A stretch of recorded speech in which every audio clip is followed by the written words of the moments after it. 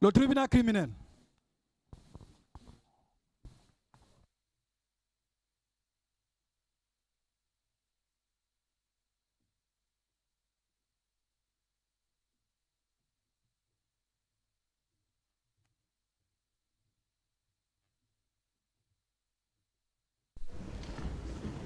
L'audience est reprise, veuillez vous asseoir.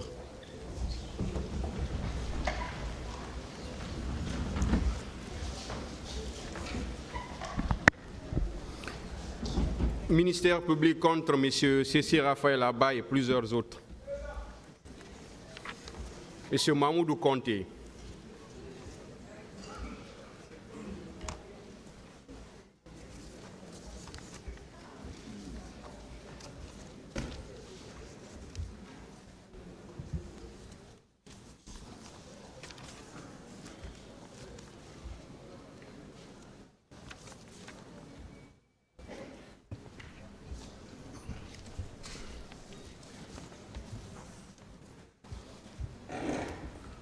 Vous pouvez continuer, M. Conté. Bon. Temedi Sar Mirma. La femme était adossée au mur. Je l'ai vue dans l'état de fatigue totale. Elle disait Woinene, Woinene. Ce garçon est venu, celui qui a les torchons attachés autour de sa tête comme ça avec un couteau. Il y a le cori au niveau du front ici. Il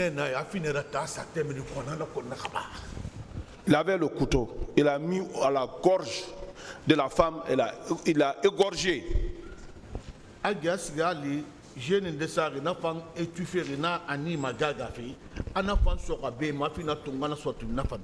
Il est parti trouver un autre jeune, peut-être qui était fatigué, qui était presque à l'agonie. Il a assommé ici aussi, il a percé ici avec le couteau.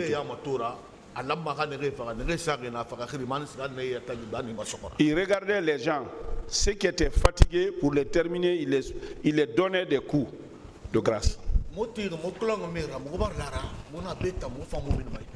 On était adossés au mur, on était sûr que nous aussi on n'allait pas sortir.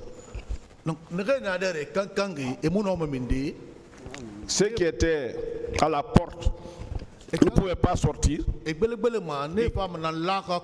Et criaient aussi Allahu Akbar. Allahu Akbar. C'est ce groupe-là qui est tombé. Nous avons monté sur le groupe là pour sortir de la cour. Il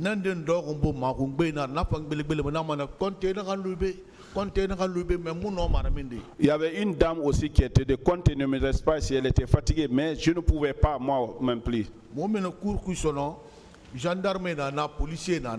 Nous sommes sortis de la cour, maintenant il y avait les gendarmes, il y avait les policiers. On t'arrête, on te fouille, ce qu'on trouve là-bas, on te prend ça. Ils m'ont pris moi mon téléphone Nokia. Ça c'est un policier. Bon, j'avais caché mon argent ici dans le caleçon. Ils n'ont pas vu ça, on a pris la fuite. Nous sommes rentrés dans le stade du sport, palais du sport. Monsieur le Président, si vous rentrez là-bas, ça fait pitié. Il y avait des bérets rouges dedans. Ils avaient les femmes à leur disposition. Celui qui était à la porte,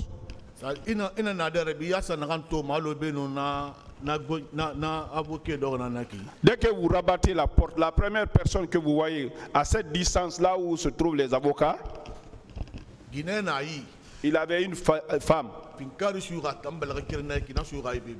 Il a la femme ici, il a de l'autre côté le fusil ici.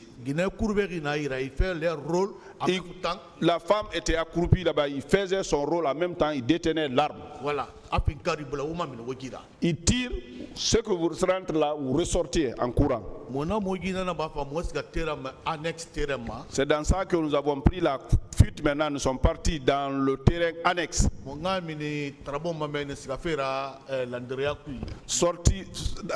sortir de l'autre côté, pour aller vers l'Andrea. Ils avaient tiré sur un fil aussi. Ça s'est tombé sur un côté de cette porte-là. Ils ont mis encore les pointes sur les bois. Ils ont déposé ça à la porte, là où les gens doivent sortir. Les premiers groupes là, plusieurs personnes, ils ont marché sur les pointes là. Nous sommes venus sortir dans ça. Nous sommes rentrés dans le quartier. J'ai vu le chauffeur assis à Bangali. Il était avec l'ami de Sidia dans la voiture, M. Tam. Il m'a appelé. La voiture, c'est une voiture Pajero. Il compte. Il monte, je suis monté.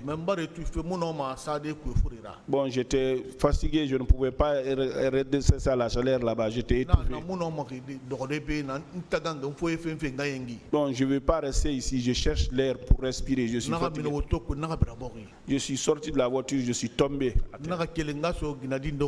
Je voudrais rentrer chez une femme à l'Andrea là-bas. Cela a fait des injures, il m'a insulté. Il a appelé même les polices et les gendarmes. Il a appelé même les gendarmes de venir me prendre. Donc,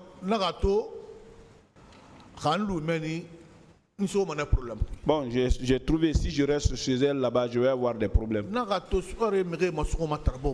J'ai vu les militaires qui prenaient les gens sur la route. Ils les cassaient. Les coups de fracture, j'entendais le son.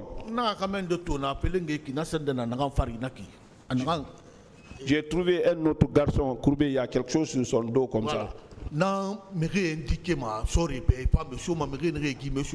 C'est celui qui indiquait les gens, celui qui avait quelque chose bossu sur le dos, celui qui indexait les gens. Voilà.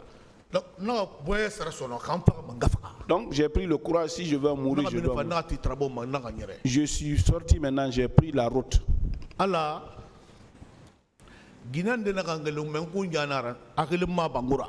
Il y a une femme qui m'a appelé, c'est une sœur, elle s'appelle Mabangura. Nous sommes tous nés à Kolea Domino là-bas. Bon, c'est l'oncle, c'est la fille à l'oncle à ma maman. Il dit mon grand frère. Je ne l'ai même pas entendu. Il est sorti de sa maison, il est parti me prendre sur ma chemise, déchirée, me tirer. Il m'a fait rentrer dans sa maison. Ils nous ont apporté le manger, je dis non, je ne vais pas. Ils ont apporté de jus, je dis non, je ne vais pas. Et qu'est-ce que tu veux? Donnez-moi de l'eau. Ils ont envoyé un bidon de 4 litres. Monsieur le Président,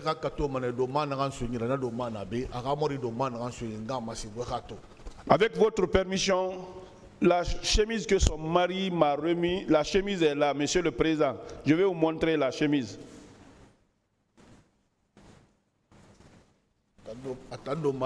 C'est la chemise là. Je garde ça. Le mari à Mabangura, c'est la chemise là qui m'a donné. C'est ce que j'ai porté. Monsieur le Président. La Mabangura là, c'est qui ça? Pivi. Amagine. Sa soeur.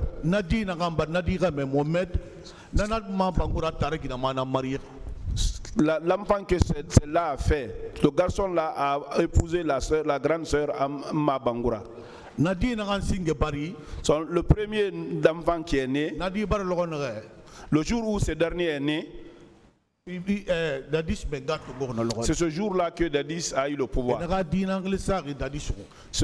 Ils ont donné le nom là à Dadis. Donc, je suis sorti de cette maison-là vers 17h. J'ai emprunté les corniches de l'Andrea. justice Conakry de rameni. J'ai passé par la justice Conakry. Naga tugan raima naga siga nsokola yakui. J'ai traversé les rails, je suis rentré dans le coin. J'ai trouvé tous mes amis assis là-bas d'esprit, ils pensaient que quelque chose m'est arrivé. J'ai trouvé le grand frère à cette Mabangura là, Tolo.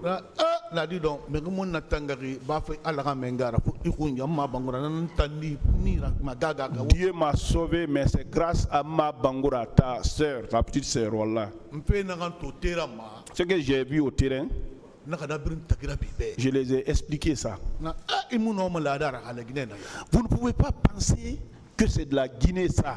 Parce que c'est ma première fois. Cette cruauté-là, c'est la première fois de voir ça. Ceux qui ont eu des malheurs comme ça, s'ils savaient que ça allait se passer comme ça, personne n'allait aller.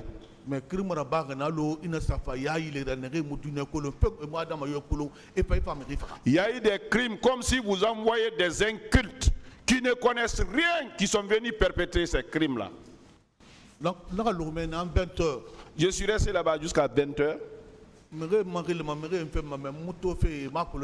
Les gens m'appelaient, ils m'appelaient, mais on ne me trouvait pas. Personne ne sait là où. Je me suis embarqué vers la maison vers 20h. Je suis arrivé. J'ai trouvé le carrefour chez moi, c'était plein.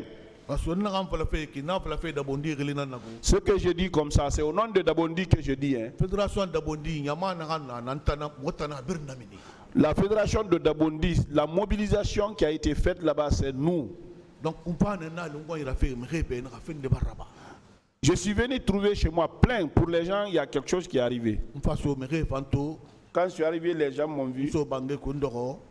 Je suis rentré m'asseoir. J'ai donné des explications comme ça se passait au terrain. Quand les gens sont retournés, je me suis lavé.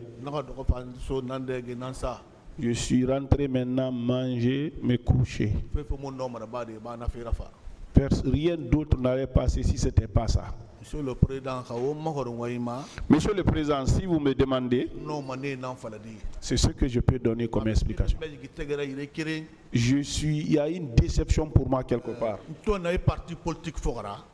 Le fait que je suis les partis politiques là, j'ai connu toute la Guinée. Dans ces démarches là, je tends la main à tous les Guinéens. Tous les Guinéens, c'est une seule maison, une seule famille. Mais dans toutes ces marches-là, le temps que j'ai fait à Zérekoré, je n'ai pas fait ça ailleurs. J'ai fait 1 mois à Zérekoré. Monsieur le Président, j'ai été jusqu'à Zappa. Pour la première fois que j'arrive là-bas, un jeune forestier m'a aimé. Allons-y, tu vas aller saluer mon grand frère. Il m'a pris sur sa moto, nous sommes partis jusqu'à là-bas. Nous avons passé la nuit là-bas. La femme dont on appelle Tanti. La présidente de Amazon là. De la forêt. La forêt. Leur chef. Celui qui est la femme à son grand frère. Voilà. Donc, elle a fait appel à son groupe. Il m'a montré sa moto. Monsieur Conte, vois cette photo-là. Celle-là se transforme en Indien. C'est moi ça. Lion, tu veux dire. L'autre se transforme en serpent pour me montrer le chemin. L'autre, le lézard. Elle m'a expliqué comment toutes ces choses-là peuvent se métamorphoser. Elle a appelé tous ces gens-là, ils sont venus me saluer avec respect. Si celle que je parle, Tanti Marie, si elle vit, je demande à ce que Dieu donne encore plus de progrès. Ils m'ont apporté du taux qui a la même couleur que les trucs là, couleur chocolat. J'ai mangé ça. Donc ils ont trouvé que je suis quelqu'un conformiste aussi, et aussi ils étaient conformistes. Ils m'ont donné une de ses photos. Avec lui et son mari, ils m'ont donné des photos. Je suis venu montrer ça au président Sidia dans son bureau. Quand j'ai monté à mon secrétaire général, Bakar Goyo Simanigi, les comptes, tu es parti jusqu'au là-bas? J'ai dit oui. Mais pourquoi tu es parti là-bas? Je suis parti pour sensibiliser pour le parti. Donc vraiment, j'ai tissé des amitiés avec des gens là-bas. Là-bas aussi, on doit poser les cellules de parti là-bas. Tout ça là, dans mes démarches, j'ai eu ça. Dans l'amitié, quand on me disait que le groupe de Dadis,